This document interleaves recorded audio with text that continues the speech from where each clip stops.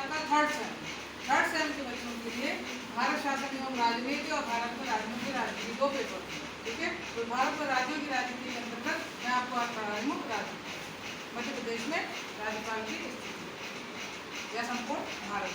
ठीक है, अपन को ये देखना है ये जो संसदीय शासन प्रणाली में क्या आप जानते हैं कि कार्यपालिका 2 प्रकार की कार्यपालिका होती है, एक नाममात्र और एक वास्तविक। ठीक है, नाममात्र की कार्यपालिका है केंद्र में यदि अपन देखें तो प्रधानमंत्री और राज्य में राज्यपाल, और नाममात्र की जो कार्यपालिका है वो होता है राज्यपाल। ठीक है, अब अपन ने यहाँ देखा कि जैसे संघ में राष्ट्रपति प्रधान होता है कार्यपालिका शक्ति में, उसी तरह राज्य में राज्यपाल जो है उसकी प्रधानमंत्री होती है। ये ध्यान रखिएगा, राज्यपाल निर्वाचित नहीं होता, वह राष्ट्रपति द्वारा नियुक्त किया जाता है और एक शब्द लिखा रहता है राष्ट्रपति के प्रसाद पर्यंत तक वह अपने पद को धारण किए रहता है।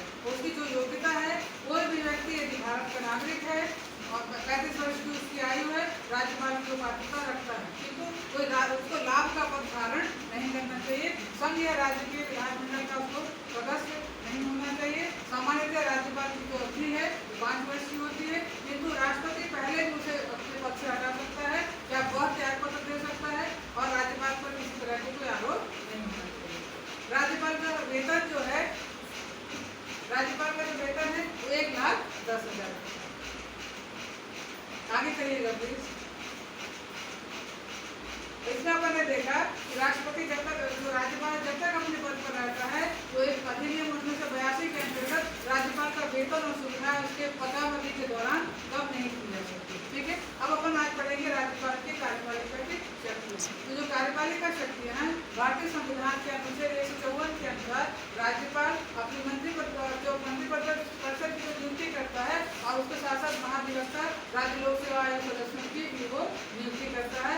राज्यपाल राज्य के उच्च न्यायालयों के न्यायाधीश की नियुक्ति करता है और उसके मगर वो ये राष्ट्रपति के परामर्श से करता है। राष्ट्रपति के समान राज्यपाल को भी एक एंग्लो इंडियन जो सदस्य है उसको भी नियुक्त करने का अधिकार है।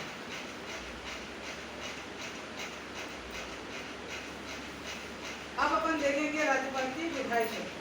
विधायी शक्ति के संबंध में राज्यपाल विधानमंडल का एक अंग होता है। राज्यपाल अधिवेशन बुला सकता है, उसे स्थगित कर सकता है। राज्य विधानमंडल द्वारा पारित विधेयक पर राज्यपाल की स्वीकृति होती है। यदि राज्यपाल विधानमंडल यदि चाहे तो यदि राज्यपाल विधानमंडल का अधिवेशन नहीं हो रहा है तो उस बीच वो अध्यादेश जारी कर सकता है और यह अध्यादेश विधानमंडल की बैठक के आरंभ होने के 6 सप्ताह तक लागू रहता है। ये बहुत इंपॉर्टेंट है, ये पीएससी के एग्जाम में भी इस तरह के क्वेश्चन आपके आते हैं। अब अपन देखेंगे राज्यपाल की वित्तीय शक्ति। राज्यपाल को कुछ वित्तीय शक्तियां प्राप्त है। राज्यपाल वित्त पर नियंत्रण रखता है। यदि कोई धन विधेयक विधानसभा में प्रस्तुत किया जाता है उसे वो देखता है। प्रतिवर्ष राज्य का जो आय व्यय का ब्यौरा है जिसे अपन बजट कहते हैं, वित्त मंत्री द्वारा विधानसभा में जो प्रस्तुत किया जाता है उसमें राज्यपाल की भूमिका रहती है। राज्य की आकस्मिक जो निधि होती है उस पर भी नियंत्रण रहता है और जो अग्रिम धनराशि स्वीकृत प्रदान की जाती है उसमें भी राज्यपाल की भूमिका रहती है। अब अपन देखेंगे राज्यपाल की न्याय संबंधी शक्ति। न्याय संबंधी जो शक्तियां हैं अनुच्छेद 161 के अनुसार है। जिस तरह केंद्र में राष्ट्रपति को क्षमादान का अधिकार है, उसी तरह राज्यों में हर राज्यपाल को क्षमादान का अधिकार है। वह किसी अपराधी को क्षमा भी कर सकता है, उसके अपराध को कम कर सकता है, उसको स्थगित भी कर सकता है और इसमें राज्यपाल इतनी जो उसकी शक्तियां हैं ये राज्यपाल के अंतर्गत उसके आ रही हैं और राज्यपाल को अपने पद पर रहते हुए उस पर कोई अभियोग नहीं चलाया जा सकता। ये बहुत इम्पोर्टेंट है। अब अपन को देखना है राज्यपाल की स्थिति। राज्यपाल की स्थिति में अपन देखते हैं संविधान के अनुच्छेद 163 के अनुसार कि राज्यपाल के कार्यों के निष्पादन, सहायक तथा परामर्श देने के लिए एक मंत्रिमंडल होगा। मुख्यमंत्री मंत्रिमंडल के साथ मिलकर काम करता है, तो मुख्यमंत्री, मंत्रिमंडल प्लस राज्यपाल, इन तीनों का जो कॉम्बिनेशन होता है वह राज्यपाल की स्थिति को निर्धारित करता है। और एक मंत्रिमंडल को छोड़कर संविधान के द्वारा संविधान के अंतर्गत उसे स्वविवेक से कार्य करने की उससे अपेक्षा की जाती है, परंतु राज्यपाल स्वविवेक से अधिक अपना प्रयोग कम करता है। मोस्टली जो संविधान में वर्णित अधिकार दिए गए हैं, अनुच्छेद दिए गए हैं और उनका उपयोग करता है। के मुंशी ने कहा था कि राज्यपाल को मंत्रिमंडल की इच्छा के विरुद्ध काम करने का अधिकार नहीं है। उसकी स्थिति वैसी ही है जैसे ब्रिटेन में राजा अथवा रानी।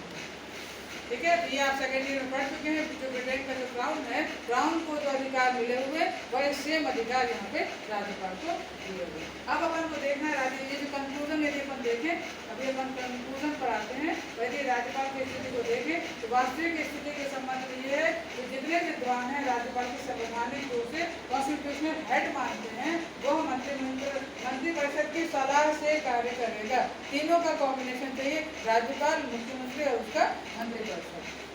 ठीक है, और एक अन्य विचारक कहते हैं कि राज्यपाल के पास स्वविवेक शक्तियां होने के कारण वह संवैधानिक अध्यक्ष भी है। तो ये विरोधाभास की स्थिति बनती है कि राज्यपाल को स्वविवेक का अधिकार कुछ लोग मानते हैं और संविधान कहता है राज्यपाल को स्वविवेक का अधिकार नहीं है। ठीक है, तो डिस्टर्ब हो गया।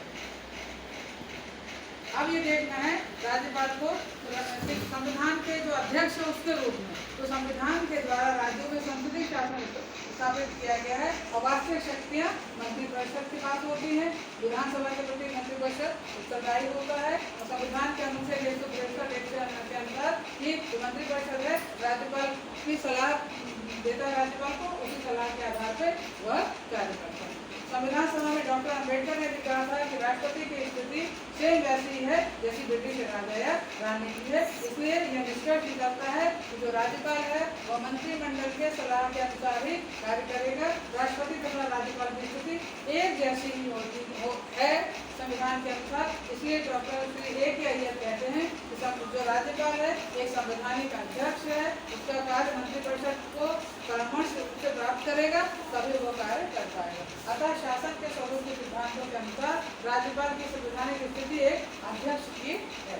और ये मैं हमेशा कहती हूँ कि जो राज्यपाल है राष्ट्रपति के एक एजेंट के रूप में कार्य करता है। जैसे LIC के एजेंट होते हैं और अपने LIC का प्रचार करते हैं, वैसे जो राज्यपाल है वो राष्ट्रपति के एक एजेंट के रूप में कार्य करता है, इससे ज्यादा वो कुछ भी नहीं है। और एक और विचारक है प्रोफेसर इकबाल नारायण, वो कहते हैं कि राज्यों में गैर सरकारी राज्यों में और गैर सरकारी काम एक जो देखिए, एक बात ये ध्यान रखिएगा, यदि जिस क्षेत्र में देश में केंद्र में यदि सरकार है बीजेपी की है, यदि अन्य राज्यों में बीजेपी की है तो कार्य में सुविधा होती है। यदि विरोधी सरकार आ जाती है तो स्थिति कार्य की बिगड़ने लगती है। इसलिए गैर कांग्रेसी सरकारों के बारे में यहाँ पर बताया गया। ठीक है, आगे सीधे निष्कर्ष होगा। आगे निष्कर्ष रूप में अपन यदि अपन पहुंचे तो अपन ये देखते हैं कि भारतीय संविधान में राज्यपाल एक संवैधानिक अध्यक्ष है। ठीक है, एक क्लियर ये हो गया। दूसरा, वह अपने मंत्रिपरिषद की सलाह से कार्य करता है, उसके शासन के प्रति कर्तव्य है, अधिकार नहीं। कलकत्ता उच्च न्यायालय में सुनील कुमार बोस बनाम मुख्य सचिव वाले एक प्रकरण में ये देखा गया था कि राज्यपाल मंत्रियों की सलाह के बिना कोई भी काम नहीं कर सकता। उसके स्वविवेक से व्यक्तिगत रूप से कार्य करने की शक्तियाँ छीन ली गई हैं। इसलिए उसे अपने मंत्रियों की सलाह पर कार्य करना चाहिए।